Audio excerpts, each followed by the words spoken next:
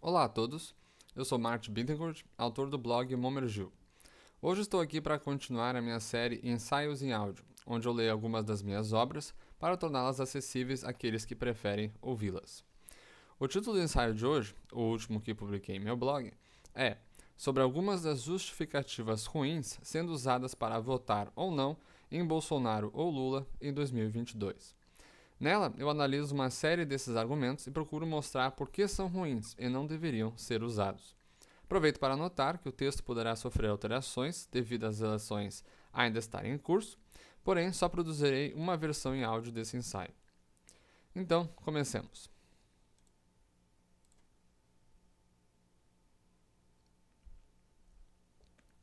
Nos processos eleitorais, os cidadãos envolvidos precisam fazer uma escolha sobre qual será o governo que conduzirá a sua nação, estado ou prefeitura nos anos seguintes. Neste contexto, é normal que alguns argumentos sejam apresentados para justificar o voto pessoal em alguma das opções disponíveis. Porém, como costuma acontecer em qualquer outra situação, nem sempre esses argumentos são tão bons quanto os seus defensores acreditam. Mas o que consiste num argumento ruim? O que faz ele não ser bom? De modo geral, é plausível pensar que qualquer um que apele para afirmações falsas se enquadre na categoria. Porém, pode ser um pouco mais complexo do que isso. Meias-verdades, inferências logicamente inválidas ou considerações irrelevantes, o que filósofos chamam de ignoratio elenchi, também podem tornar uma justificativa aparentemente convincente uma razão ruim para respaldar uma conclusão. Embora há várias maneiras de falhar, podemos distinguir entre aqueles argumentos que são meramente ruins daqueles que são péssimos. Enquanto que o primeiro pode conter um erro que é mais compreensível, talvez porque não contempla uma informação importante e difícil de se conseguir, ou porque se baseia sobre uma verdade muito acreditada, ou porque o assunto é avançado e erros acabam sendo normais e até esperados, ou ainda por outras razões. O segundo tende a ser bem menos aceitável, por vezes tornando seus defensores dignos de críticas por aparente preguiça de pensar. Estes argumentos ruins estão normalmente associados a alguma falha evidente de percepção, a alguma afirmação evidentemente falsa, ou levantam questões que não são nem um pouco relevantes para a situação em questão. Um exemplo aqui seria escolher um candidato por achá-lo bonito. Com isso em mente, segue alguns dos piores argumentos que testemunhei nos últimos meses sendo usados para justificar voto ou não nos dois candidatos com maiores chances de vencer as eleições deste ano, Jair Bolsonaro e Lula. Jair Bolsonaro. Favoráveis. 1.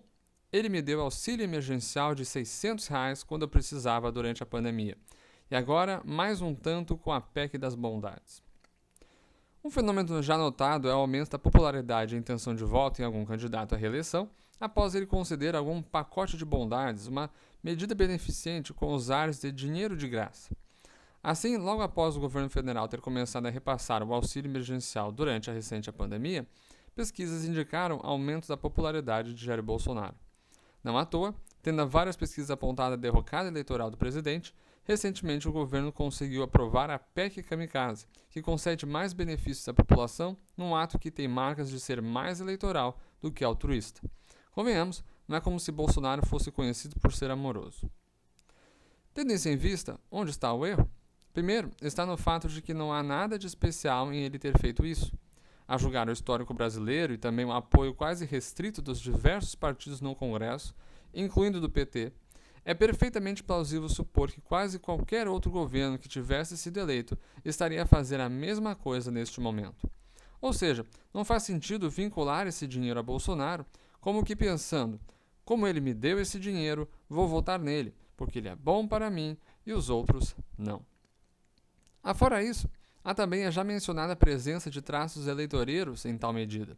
Se essa foi mesmo a intenção, votar nele por ter ganho um auxílio é praticamente equivalente a cair na armadilha. Não exatamente sinônimo de esperteza ou de uma pessoa fazendo um voto direcionado a um candidato decente. Por fim, lembre que a proposta original de auxílio do governo enviada ao Congresso era de R$ 200. Os demais 400 foram acrescidos por este e de forma contrária à vontade daquele. Assim, na melhor das hipóteses, Bolsonaro teria crédito por no máximo 1/3 desse benefício. 2. Ele é honesto.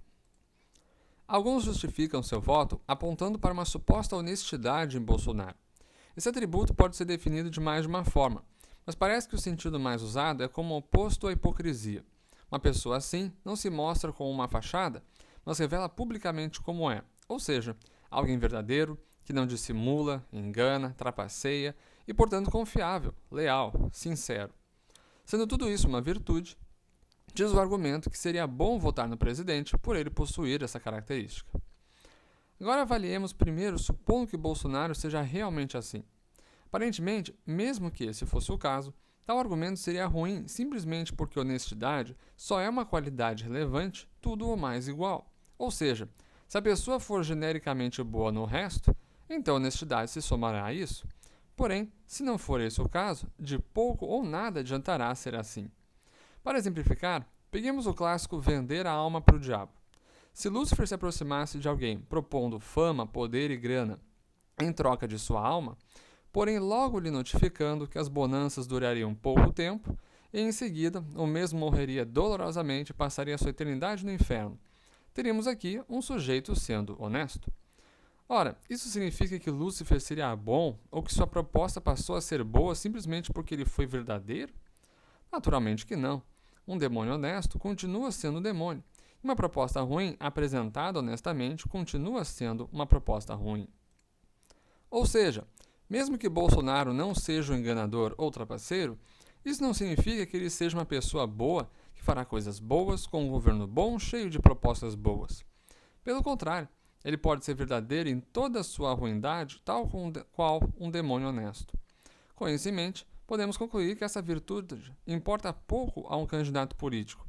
Antes, é melhor que se tenha uma pessoa genericamente correta, com boas propostas, porém eventualmente duas caras, do que alguém todo errado e cheio de propostas ruins, porém honesto.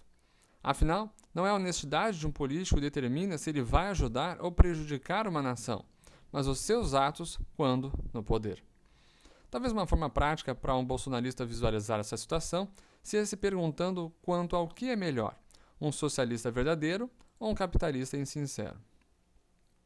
Portanto, podemos concluir que a honestidade é boa e desejável, porém está longe de ser uma característica prioritária a um político. Mesmo que o presidente seja assim, isso não terá quase nenhum valor se ele for uma pessoa ruim com uma proposta de governo equivalente. Mas será mesmo que Bolsonaro é verdadeiro e doravante confiável ou leal? Mas é claro que não.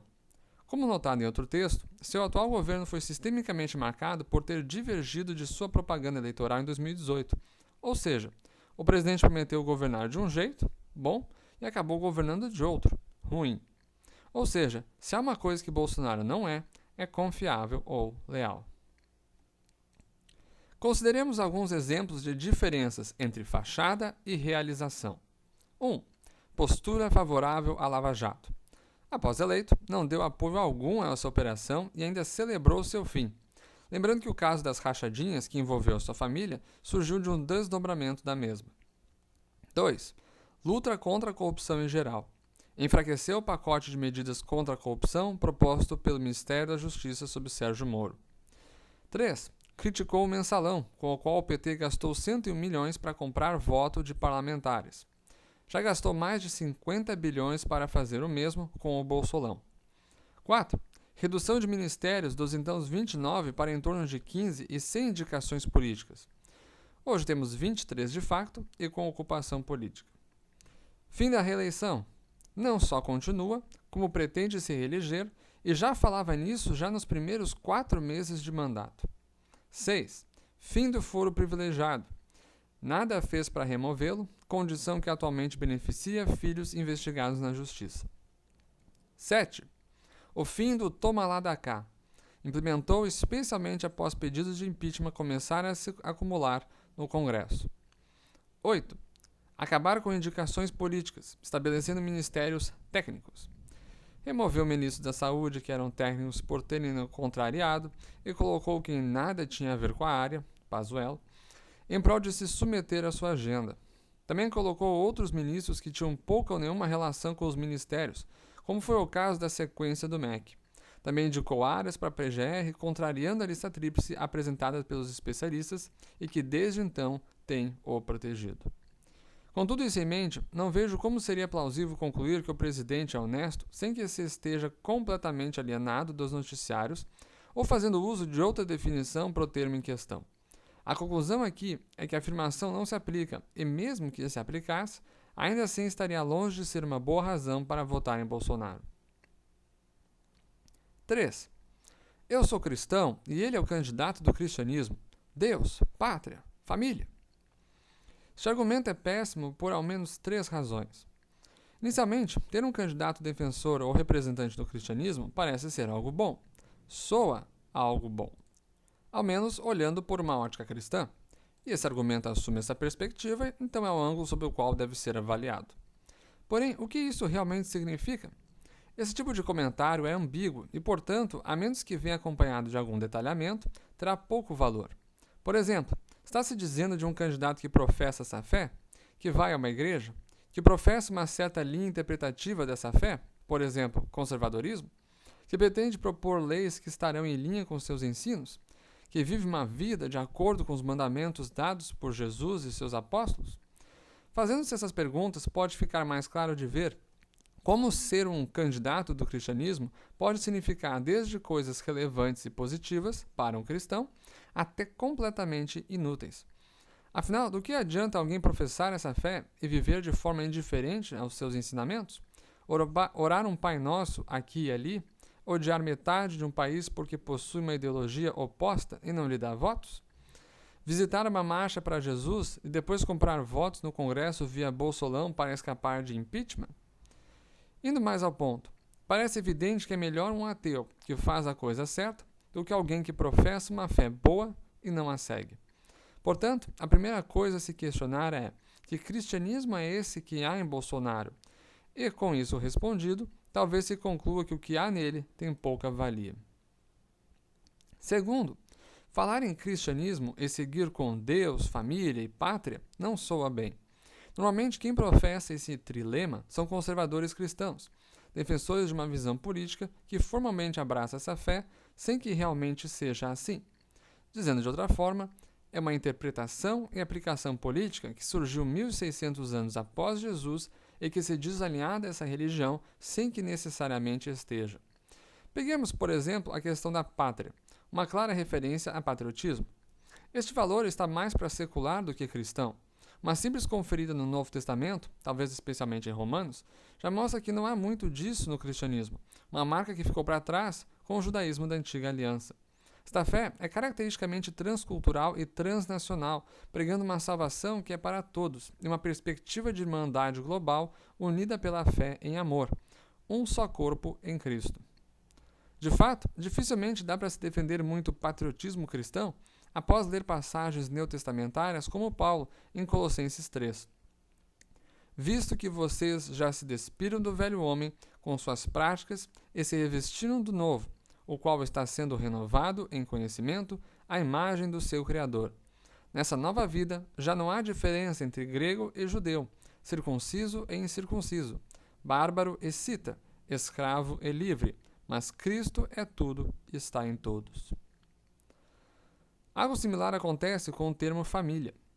Claramente, isso é algo bom e ensinado na Bíblia, mas quem no Brasil que se opõe a ela? Por que haveria justificativa de se votar em alguém por conta deste tema? Alguns falam em defender a família, mas defender de quem? De quais ataques? Lendo alguns comentários, parece provável que este seja mais um caso clássico de slogan bonito usado para esconder algo ruim. Seja homofobia, seja uma paranoia contra meia dúzia de pessoas que de alguma forma desejam o fim dessa instituição, como foi o caso de Marx. Ora, isso está longe de ser algo preocupante ou mesmo pertinente à fé cristã em ambos os casos. Comecemos pelo segundo item. Haver meia dúzia de antifamílias por aí, há anos-luz de terem poder suficiente para agir contra essa instituição fortemente enraizada na sociedade brasileira, está longe de ser uma prioridade. Contanto que algum candidato ou partido não venha explicitamente defender algo nesse sentido, votar em alguém ou deixar de fazer por conta disso seria uma insensatez indigna da sabedoria de Provérbios e Eclesiastes. Dizendo de outra forma, o erro aqui está em sobredimensionar o problema. Já quanto às perspectivas homofóbicas, não parece haver nada no cristianismo que fundamente qualquer face de homofobia em contexto político. Mesmo que se adote uma perspectiva contrária a relacionamento homossexual, com base na ortodoxia teológica sobre o tema, não há nada na ética cristã que respalde impor essa perspectiva sobre a vida alheia. Se há pecado em tal união, é problema dos envolvidos com Deus, e que em nada diz respeito ao Estado, ao menos até que se envolvam terceiros, vítimas. Ou seja, o que parece haver aqui não é uma defesa de algum sagrado valor cristão, mas do direito de se meter na vida alheia e seus supostos problemas com Deus por intermédio do Estado. Por fim, mesmo que tudo o que disse até aqui estivesse errado, fica uma pergunta final. Seria mesmo Bolsonaro um representante adequado de tudo isso? Ao que parece, as notícias deixam claro que não. Quanto a Deus, esse indivíduo parece possuir apenas uma fé básica, a qual pouco se ocupa em seguir, como comentei em minha obra anterior. Quanto à família, não só há evidências de que a única com a qual ele se preocupa é a dele, já indicado anteriormente, como também não parece ser o caso que alguém que está no terceiro casamento realmente dê tanto valor a isso. O mesmo vale para a pátria. Embora afirme patriotismo, seu manifesto ódio pela quase metade de brasileiros esquerdistas, Bolsolão e outros sugerem que sua preocupação não é com a nação, mas tão somente consigo e com os seus. Jair Bolsonaro, contrários. 1. Ele é o culpado por mais de 670 mil mortes por Covid no Brasil, um genocida. Esta crítica apresenta problemas em vários níveis. Primeiro, ela parece sugerir que o evento de uma pessoa morrer ou não de Covid-19 no Brasil estava, ou ainda está, inteiramente nas mãos do presidente, o que obviamente não é verdade. Ainda que um governante possa ter influência sobre questões de saúde, como vacinação e ações preventivas, há uma série de camadas que separam ou ligam alguém ao seu caixão. O vírus, as escolhas dessa pessoa e daquelas ao seu redor, etc. Ou seja, dizer que um certo indivíduo morreu de Covid por culpa do presidente, como se ele tivesse puxado um gatilho, ausenta de responsabilidade toda uma gama de outros agentes que são tão ou mais responsáveis pelo resultado mortal. Na melhor das hipóteses, Bolsonaro pode ter parte da culpa sobre a morte de alguém. Segundo, também é insensato dizer que o presidente exerceu influência sobre a morte de todos os que faleceram de Covid-19 no Brasil, como que dizendo que ninguém teria morrido se outra pessoa tivesse sido eleita. Como o cenário mundial mostra, mesmo países com muito mais cultural e economicamente capacitados que o nosso não deixaram de perder vidas. Além disso, naturalmente, muitos brasileiros não deram a mínima para qualquer fala ou ação errada que Bolsonaro tenha cometido durante o ápice da doença, e muitos outros não foram afetados significativamente por alguma ação errada que tenha feito. A conclusão é que botar na sua conta todos os mortos não faz sentido, antes sendo mais plausível usar as estimativas da CPI da Covid, que variam entre 120 a 400 mil vidas que poderiam ter sido poupadas tivesse o governo agido melhor. Por fim, colocar todos os mortos pela pandemia na conta do presidente ignora que se tivéssemos tido qualquer outro vencedor nas eleições de 2018, provavelmente teríamos tido muitas mortes também. Novamente, o cenário mundial, e que inclui líderes mais capacitados e países mais preparados do que o nosso, e ainda assim também tiveram muitas mortes, demonstra que também teríamos tido um resultado infeliz, ainda que sensivelmente menor, independente de quem tivesse sido eleito. 2. Os números econômicos de Bolsonaro, PIB, inflação, etc., são péssimos por sua culpa. Essa crítica falha por assumir a clássica falácia de correlação não implica em causalidade. Apenas porque dois dados aparecem andando juntos em algum gráfico, não significa que um seja a causa do outro. De fato, raras são as vezes em que uma análise tão simplista consegue ser útil. O correto aqui é gastar um pouco mais de tempo analisando fatores circunstanciais, como os números eram antes do governo, comparando nossa nação às outras, América Latina, BRICS, etc., e observando as ações executadas nacionalmente para só então tirar conclusões sobre o que é a culpa do governo e o que não é. Fazendo isso, minha conclusão é que Bolsonaro e seu governo são parcialmente e gratuitamente responsáveis pelos números ruins que estamos enfrentando, mas não por tudo e tampouco pela maior parte. Falo gratuitamente porque alguns dos erros cometidos foram totalmente evitáveis. Consideremos em lista alguns fatores que ajudaram e do qual ele não tem culpa. PIB. Seu governo pegou uma década perdida em andamento, a maior crise em 120 anos, criada pela gestão petista anterior. Inflação. Estando a ocorrer em vários e distintos países, Peru, Inglaterra, Estados Unidos, etc., aumentou e muito por causa da pandemia, tanto pelo estrago que esta causou no setor produtivo, como em decorrência das medidas financeiras de socorro e da guerra na Ucrânia, especialmente sobre os combustíveis, que afeta boa parte da produção. Desemprego. Como a série histórica indica, entrou em alta graças ao governo petista, ou seja, já estava piorando desde antes, e aumentou em função da pandemia. Agora consideremos alguns dos quais ele tem culpa. Dólar. Este tende a subir com a saída de investimentos do setor produtivo em busca de aplicações mais seguras, ação que é muito influenciada pela estabilidade política. Nem todos querem arriscar seu dinheiro num país que pode explodir a qualquer momento. Assim, uma nação com um governo manifestando anseios golpistas e antidemocráticos, que é gerido aos ventos da pseudociência ao invés de cientificamente, que se vende politicamente para afastar um possível merecido impeachment, tenderá a ter fuga de capital em relação a um que é gerido decentemente. PIB. Um combate mais efetivo à pandemia, especialmente no que diz respeito a agilizar as vacinações e com mais pessoas envolvidas, teria feito nossa economia voltar ativa mais rapidamente. O quanto pode ser difícil de mensurar e é plausível que não seria muita coisa. Economia, em geral. Embora muitas vezes ignorado, vidas possuem valor econômico.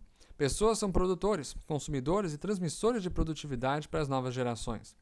Consequentemente, a morte de qualquer pessoa, em especial os mais produtivos, se traduz numa perda econômica para uma nação. Portanto, na medida que o governo foi responsável por mortes evitáveis na pandemia, essa perda econômica também entra na conta da sua culpa. Atualmente, a vida de um brasileiro é estimada em 10 milhões de reais, adaptado de estudos americanos e de um artigo sobre o assunto que li e não mais achei. Se assumirmos o valor estimado menor de 120 mil pessoas que faleceram por erro da gestão Bolsonaro, você teria uma perda econômica de 1 trilhão e 200 bilhões de reais. Já com o valor maior, 400 mil, teríamos 4 trilhões perdidos por sua culpa. Conclusão. Bolsonaro é parcialmente culpado pelos problemas econômicos atuais, mas está longe de ser o único e tampouco o maior. 3. Olhem nossos problemas, é tudo culpa do Bolsonaro. Trata-se de uma versão mais abrangente das críticas dos outros dois pontos, então o que foi dito lá vale também aqui.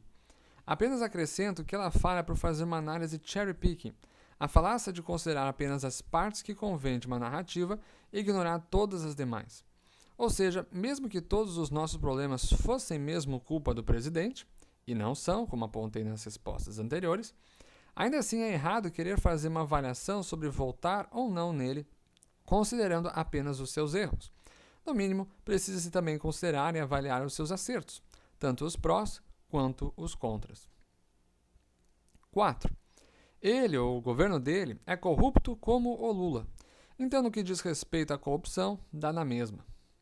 O erro dessa crítica está em tratar a questão da corrupção como um tudo ou nada, ignorando a questão da intensidade, da proporção. Corrupção e criminalidade não são apenas ruins por conta de alguma estética moral, o é feio, que se diz para crianças, mas porque trazem consigo consequências negativas que podem ser maiores ou menores dependendo do tamanho do erro cometido. Também na própria imoralidade há graduação. A diferença entre mentir uma vez e várias vezes, falar um discurso de ódio e assassinar, etc. Assim, acreditar que há corrupção em Bolsonaro e em seu governo e imediatamente equipará-lo ao Lula e à sua administração é inadequado. Precisamos também considerar o quão corrupto um é em relação ao outro. E é claro que a diferença aqui é gigantesca, ao menos considerando o que temos de informação. De um lado, fica difícil de negar que haja corrupção no atual governo. Não só temos situações envolvendo outras pessoas, como o do recente caso do MEC, como também a questão das rachadinhas familiares e que já envolveram o presidente. Afora a corrupção não criminosa, como usar a máquina do Estado para efetivamente comprar apoio político de algum grupo. Porém, mesmo considerando o pacote completo de erros, o governo Bolsonaro está longe de ter sido envolvido num poço fundo como o do Petrolão, possivelmente o maior esquema de corrupção da história do Brasil. Também não há nada equiparável a triplex e sítios envolvendo o presidente, isso já considerando as rachadinhas, que é peculato, não corrupção. Aqui, juristas provavelmente acrescentariam que é questionável julgar alguém em definitivo, sem que haja um processo formal para avaliar as alegações contrárias. Embora há evidências de crime da parte do atual presidente, a sua situação está longe daquela do Lula, que chegou a ser condenado 2 vezes em segunda instância. Como última observação, vale notar que tudo isso considera o que temos de informação até aqui. Pode muito bem ser o caso que Bolsonaro está envolvido num novo esquema de dimensões equiparáveis à do Petrolão, e nós apenas não estamos sabendo. No caso do Lula e do PT, o segundo mandato do ex-presidente já tinha encerrado quando seus atos vieram à tona. 5. Ele é homofóbico, machista, etc. Embora seja compreensível que algumas dessas características possam ser emocionalmente pesadas para muitas pessoas aceitarem, optar por não votar num candidato porque ele as expressa é inadequado, porque tais posicionamentos têm pouco a dizer sobre a sua qualidade à presidência e sobre o que mais importa, o que o seu governo irá fazer de fato. Um presidente poderia ser o mais homofóbico do mundo, expressando as opiniões mais ridículas, e contanto que ele não transpirasse isso em leis prejudiciais, como proibir a união de pessoas do mesmo sexo, não há nada que gays tenham que se preocupar. Frases preconceituosas soltas e que não dão em nada não são nem um pouco relevantes diante das propostas, leis e decretos que um governo implementa, itens que devem pesar muito mais no processo de escolha. Ou seja, tais características negativas só são um problema real se há grandes chances de serem traduzidas em leis ruins. Caso contrário, deveriam ser ignoradas em favor aos atos realmente pretendidos. Assim, é preferível que um candidato verbalmente machista seja eleito em melhor economia do que um feminista no discurso que afunda a nação, deixando muito mais mulheres passando fome. Além do mais, tal tipo de argumentação sugere um egocentrismo onde parece que o sujeito está a dizer que uma pessoa ou governo deve ser eleito não para o bem de toda uma nação, ou seja, para todos, mas para si próprio e o seu grupo tão somente. Todavia, essa perspectiva é inadequada, já que os eleitos governarão para todos, tornando plausível que se procure eleger alguém que vai ser bom a todos. Exemplificando com religião, é melhor que se tenha um presidente ateu que desfavoreça religiosos, enquanto melhora a economia, do que um religioso que concede bonanças às igrejas enquanto afunda a nação em miséria. Por fim, nota-se que há ao menos um mérito em tal observação, quando verdadeira. Possuir essas características em pleno século XXI é evidência de limitação intelectual e moral. E, naturalmente, é desejável que uma nação possua líderes com mente e corações saudáveis. Porém, neste caso, o problema não é o ser homofóbico ou machista em si, mas o ser um limitado, algo ruim que tais características evidenciam. Lula. Favoráveis. 1. Ele fez um bom governo, é só olhar os números. Mesmo assumindo que os números citados são verdadeiros, e nem sempre são, esta avaliação positiva é a versão contrária de algumas das críticas feitas a Bolsonaro já tratadas anteriormente, e, consequentemente, está sujeita às mesmas observações que foram feitas para aquelas. Erra ao supor que correlação implica causalidade, ignora fatores macroeconômicos, globais e sua influência na economia nacional, como um período de alta no preço das commodities, ignora os feitos de governos anteriores, por exemplo, a implementação das 3 fases do Plano Real, que permitiu que o PT governasse com as finanças em ordem, e por aí vai. Ou seja, é a mesma análise simplista que possui pouco valor. Se um defensor do voto no petista deseja usar a economia como argumento, deve ser capaz de demonstrar que os atos do ex-presidente neste setor foram bons e não automaticamente responsabilizar por tudo de economicamente positivo que ocorreu naquela época. E aqui a expectativa é que qualquer tentativa nesse sentido irá falhar. Ao menos um estudo já foi feito demonstrando que o desempenho da era petista em questões econômicas esteve longe de ser surpreendente. Lula. Contrários. 1.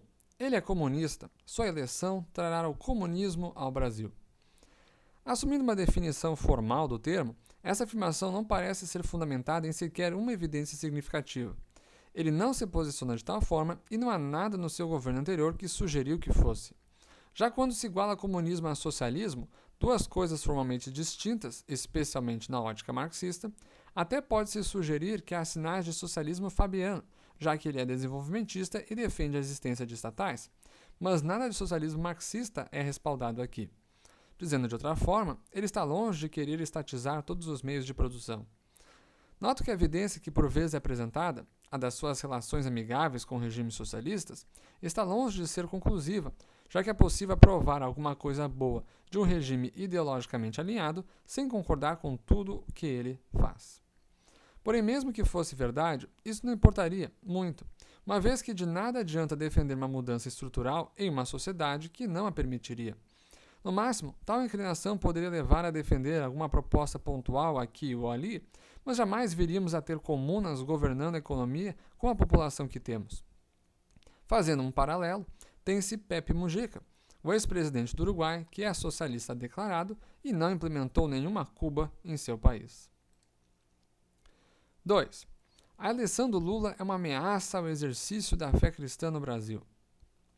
Essa crítica parece emanar de um medo pelo histórico de muitos governos esquerdistas, como o da Coreia do Norte, China e a antiga União Soviética, que se voltaram contra o cristianismo. O que ela ignora é que nem todo esquerdista é antirreligioso e que há vários governos dessa ideologia que nunca se opuseram ao culto cristão, ou seja, estão tratando alguns casos como regra geral. Com isso em mente, é preciso se identificar qual é a situação específica de Lula e do PT, se estão mais para uma Coreia do Norte ou uma Nova Zelândia. E aqui a situação parece bem clara. Lula é católico, muitos do seu governo e dos seus apoiadores também são religiosos e ele está a lidar com um dos países mais cristãos do mundo. Com tudo isso, seria uma ação completamente incoerente e estúpida se ele fizesse algo na direção de ameaçar a prática da religião no Brasil. Tal ação enfrentaria ampla rejeição não só da oposição, mas de sua própria base. Por fim, cabe notar que é difícil de imaginar como que o poder político poderia impor gratuitamente uma perseguição ao cristianismo num país em que há quase uma igreja em cada quadra. Ou seja, o medo de perseguição parece bem infundado e provavelmente só ocorreria se a igreja errasse feio em sua missão evangelística. Ambos. Favoráveis. 1. Votarei nele porque fez algumas coisas boas. Este argumento costuma vir implícito quando apoiadores começam a listar meia dúzia de coisas positivas num governo ou na vida política de um candidato. Ele falha primeiro porque ignora o fato histórico óbvio de que praticamente todo governo faz algumas coisas boas. Nem mesmo Hitler ou Stalin fizeram tudo ruim. Mas se praticamente todos os governos são iguais em fazer algumas coisas boas, não faz sentido escolher votar em algum candidato em detrimento de outro por essa razão. Afinal, se o outro for eleito, ele também fará algumas coisas boas. Ou seja, ainda que verdadeiro, essa observação falha por ser pouco relevante e por não englobar um fato óbvio do processo de escolha, a de que esta deve ser conduzida pelas diferenças entre as opções e não por aquilo que é comum a elas. Tendo isso em vista, se a ideia é olhar o histórico de alguém já presente na política, e visando uma reeleição em particular, o que deve ser contemplado é o excepcional, tanto absoluto quanto relativo. Se o governante fez algo bom que fosse difícil de ser feito, ou de grandioso benefício para a nação, ou se fez algo que seus adversários não teriam feito ou tampouco farão no futuro. Exemplificando com Bolsonaro, há pouco valor em ele não ter aprovado a descriminalização do aborto quando o PT não fez o mesmo em 13 anos de governo e dificilmente fará no futuro, tendo em vista a presença de forte oposição nacional a essa mudança. Além disso, esse argumento também falha porque é imperativo que se considere as coisas excepcionalmente ruins que um governo fez. De pouco adiantará algumas coisas boas de um lado e uma avalanche de problemas do outro. Sendo que o mesmo que foi dito antes vale aqui. Todo governo tende a errar em algum momento, então o que conta é o excepcional, seja em quantidade ou em gravidade. Dessa forma, não adiantará muito os governos de Bolsonaro ou Lula terem feito algumas coisas boas se essas são contrapostas por grandes erros. Digamos, má gestão numa pandemia, levando a milhares de mortes em excesso, um petrolão, etc. 2. As alternativas melhores não têm chance, então terá que ser ele mesmo. Este argumento comum e que implica no chamado voto útil talvez seja o mais controverso em minha lista. De fato, algumas pessoas podem achar que o seu pragmatismo é sábio e talvez até queiram apelar a alguma teoria dos jogos para justificá-lo. Ou sugerirem que não deveria ser considerado entre os piores argumentos, ainda que seja ruim, dada a sua ampla aceitação. Porém, sugiro que isso não procede, o voto útil, talvez salvo exceções muito específicas, me parece um caso claro de estupidez, no sentido técnico do termo, uma ação que acaba por prejudicar tanto os outros quanto a si mesmo. Para visualizar isso, consideremos um exemplo envolvendo as últimas eleições presidenciais. Os 3 candidatos mais votados no primeiro turno, Bolsonaro, Haddad e Ciro Gomes, receberam respectivamente 46%, 29% e 12% dos votos. Para ser eleito, já naquela fase, era necessário ter 50% mais um voto. Como foi notificado, boa parte dos eleitores de Bolsonaro escolheram ele não porque o consideravam como a melhor opção, mas para evitar o PT. E assim também boa parte dos que votaram neste estavam querendo evitar que Bolsonaro ganhasse já no primeiro turno. Suponhamos que 50% de cada um era de votos úteis e que cada um destes preferiria votar no candidato de seu lado político, direita e esquerda, imediatamente mais abaixo. João Amoedo, do Partido Novo, para os direitistas, com 2,5%, e Ciro para os esquerdistas. Neste caso, se ninguém tivesse feito voto útil, o resultado final daquele primeiro turno teria sido 1. Ciro, 29 milhões de votos, Amoedo, 27 milhões de votos, Bolsonaro, 24 milhões de votos e Haddad, 15 milhões de votos. Ou seja, se os assumidos 50% de eleitores úteis tivessem realmente apostado nos candidatos que preferiam e assumindo que estes seriam os seus representantes ideológicos mais próximos, estes é que teriam ido para o segundo turno.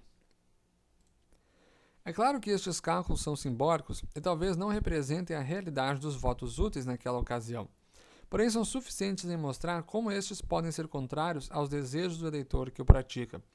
Essa situação também se agrava quando se leva em consideração as consequências do índice de rejeição. Naquele ano, é possível que muitos dos que votaram em Haddad preferiam Amoedo, porém acabaram indo para o outro lado do espectro político apenas por não aturarem Bolsonaro. Assim, pode-se dizer que cada voto a mais num candidato com muita rejeição implicará em mais votos para a pior alternativa do outro lado. A conclusão aqui é: se os outros estão errando, não temos por que errar também. Se no primeiro momento a maior parte das pessoas de uma ideologia está convergindo para o pior candidato desta, não há por que entrar para a manada e engrossar o caldo da má escolha, acabando por tornar-se cúmplice do resultado final. Ambos, contrários. 1. Ele é uma pessoa ruim por X motivos e eu não voto em gente ruim. Embora eu diria que a observação em si é correta para ambos os candidatos, essa crítica falha por ignorar um ponto óbvio em qualquer eleição.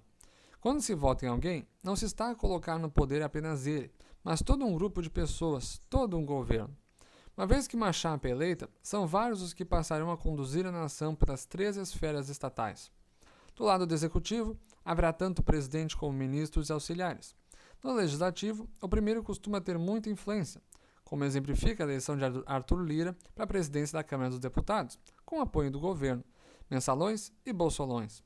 Por fim, as eleições desaguam até no judiciário, já que as indicações para membros da PGR e do Supremo vêm do Executivo, como evidencia a presença no STF do juiz André Mendonça, indicação de Bolsonaro.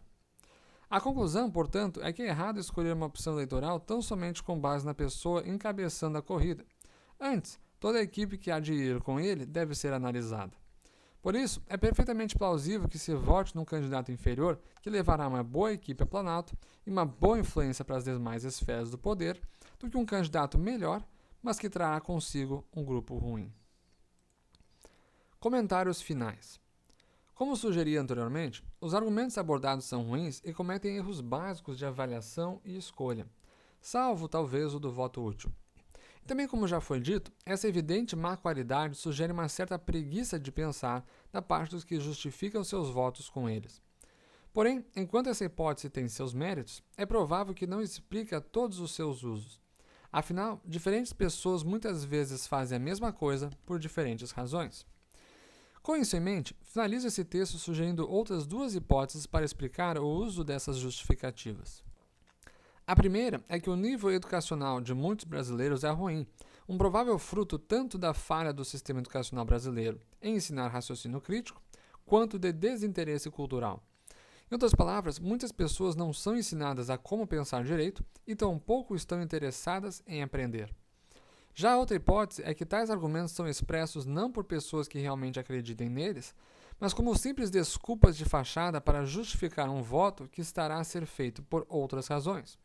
Seja porque o partido ou candidato defende seus interesses egocêntricos, seja por qualquer outro motivo suficientemente ruim para ser mantido em oculto.